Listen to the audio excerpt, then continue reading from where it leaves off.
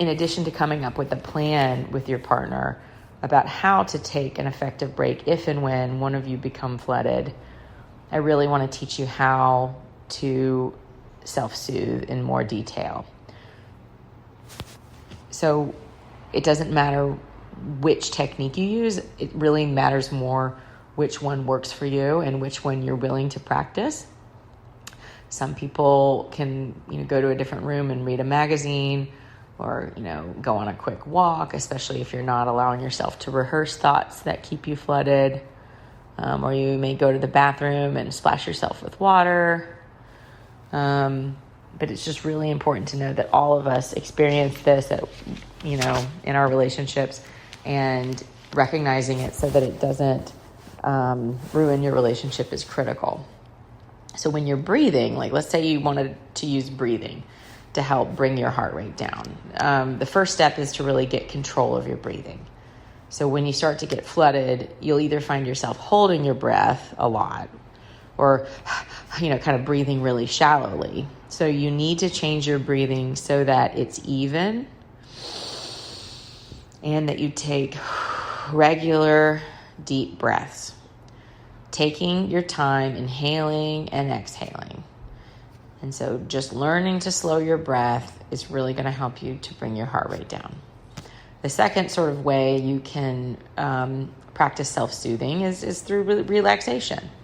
So, finding areas of tension in your body and then trying to first tense them and then relax the muscle groups in that area.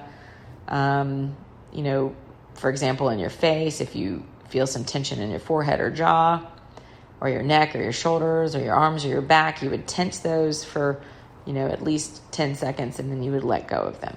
And just the act of focusing on that really can help to distract you from what you were triggered by previously and help to bring your heart rate down so that you can actually go back and have a healthy conversation about whatever was bothering you or your partner before.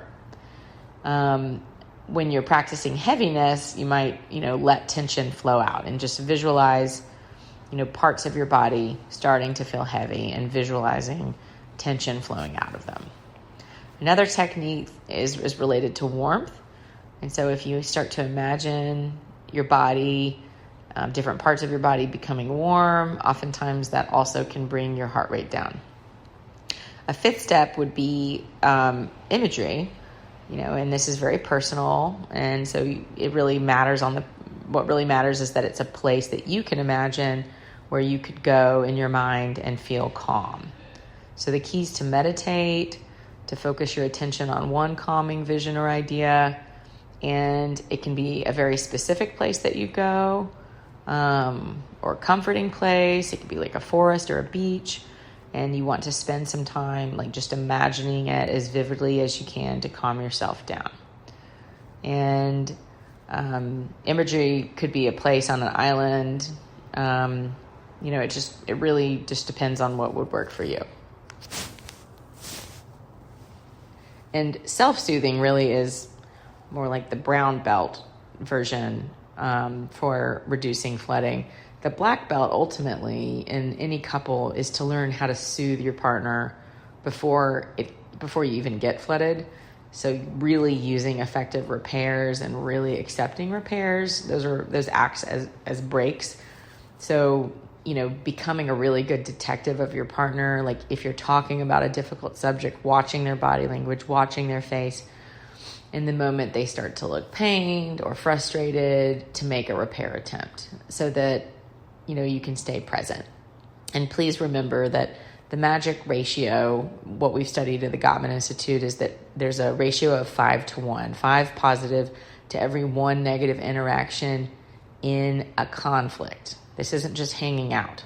Even during conflict, master couples where their relationship feels right, they're able to talk even about areas of disagreement, with lots of positive interactions while they're talking about something that's bothering one of them.